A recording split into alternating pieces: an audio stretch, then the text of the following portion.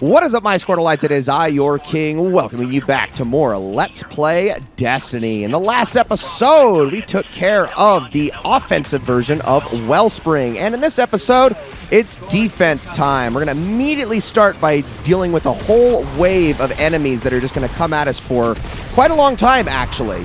We have to charge the Wellspring, but it's going to take a long time to do so. Now, you're probably going, whoa, hold on a second. This character, this is your main account, right? Well, it is. And the main reason for that is I tried for 45 minutes to get one other person to matchmake with me in defense, and I couldn't get it. And I'm just going to say right now, trying to do this 10 levels under in a solo environment, really difficult, especially when you do not have a super amazing build put together, which I, unfortunately, do not, at least not yet, mostly because I don't have a whole lot of endgame equipment. And yeah, it's been a little bit difficult trying to get that to happen, so I said, screw it. We're just going to do it on my main account just so I can get it done, and then we will move on from there. It is Tarnation, which is the grenade launcher that we did want, and I was able to complete a run. Like, I spawned into one that was like almost done, and then just finished it up, and then hoped that I could hop into another match that actually had people in it, and nope, nobody was able to spawn after that.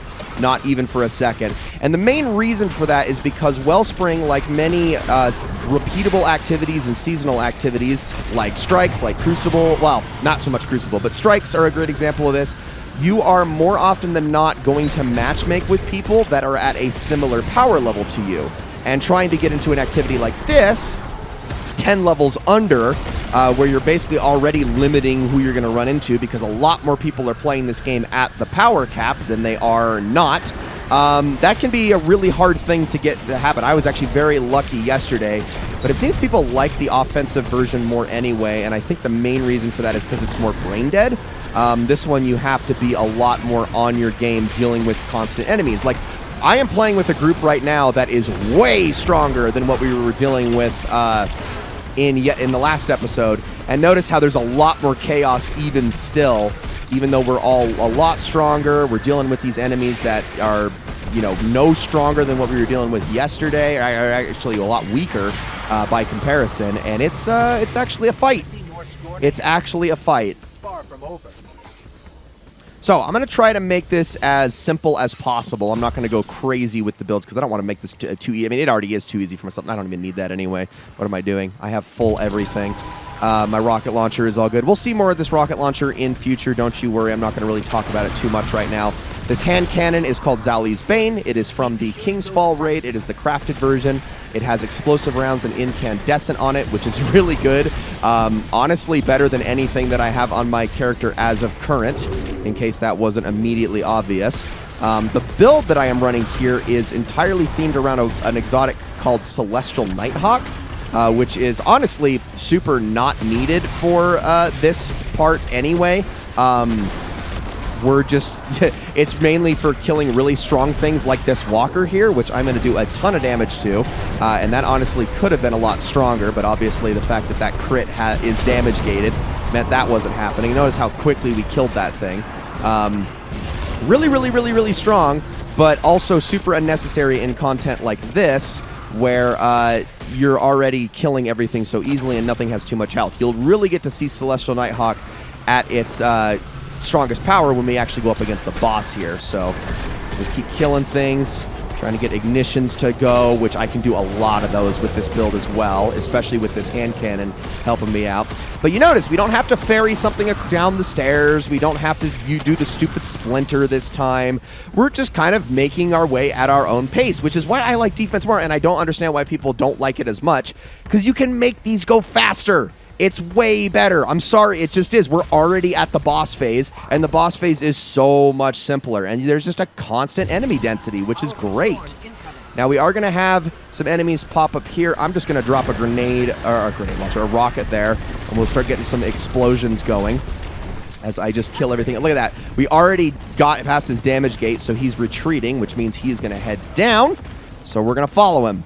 We want to make our way all the way to the bottom of the Wellspring, and this is where the actual fight is going to start. So let's do this thing. So what we need to do, first things first, is we need to kill all the enemies that are going to spawn in, and once we've done so, eventually, if I can not die here, thank you, Restoration, he does have a burning stomp, so not only will the stomp kill you, it will start a scorch, and the scorch will take you down. Okay, once you kill enough enemies, these spikes are going to appear in the sky. Once they're all dead, then you can start damaging the boss wherever he went. There he is. Let me see if I can't hit him with that. Pretty good damage. I don't actually think that was a crit, though. I honestly can't tell. It might have been. There we go. We already got him into his next damage phase. Now we just move our way up back towards where we started attack, which is all the way down the stairs. It literally is the same thing in reverse, but it's a completely different way of going about it. And again, I tried to preempt that, and that didn't go so well. Again, I find it a lot more interesting. So, big fan of this one. Absolutely big fan. I guess I'm going to have to get my Tarnation red border progress by some other means later. Man, I can't even land my shots here. Let's get a rocket on him.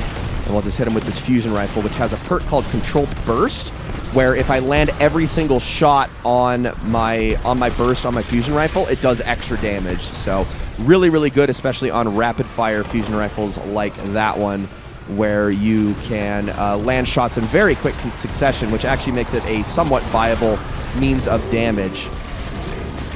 Come on, take this thing out. I'm not going to get my super back again, but that's okay. And I am absolutely just shrugging off what's hitting me directly in front of me. Get out of here. Thank you. Okay, can we kill that spike, please? Man, I cannot hit this thing. Just go away. Thank you. Okay, cool. Let's hit him with that. And that should be enough. We can just combine our power together, and there we go. That is how a Wellspring run is supposed to look when you're actually kitted out and absolutely beasting through it, which I just did. Now, I didn't get the weapon, but I honestly don't need it on this character, so I am okay with that. 6 minutes 51, which means that this is going to be a very short episode, I'm afraid. But ladies and gentlemen, that is it for this one. Thank you all so very much for watching. I hope you all enjoyed it very, very much. That is at the end of the Witch Queen expansion. We're not going to be going into the Glaive exotic quest, mainly because there are 3 quests, one for each class, and trying to do so is just going to unfortunately be extra redundant, I suppose. We're just going to be moving on from here. We're going to be jumping into the Witch Queen, or post-Witch Queen seasonal content after this, and the first one is called Season of the Risen, so we're starting that next time. I hope you're all looking forward to it. I know I am, because I actually think the seasons of this expansion were incredibly good. Thank you all so very much for watching, and I will see you all in the next one.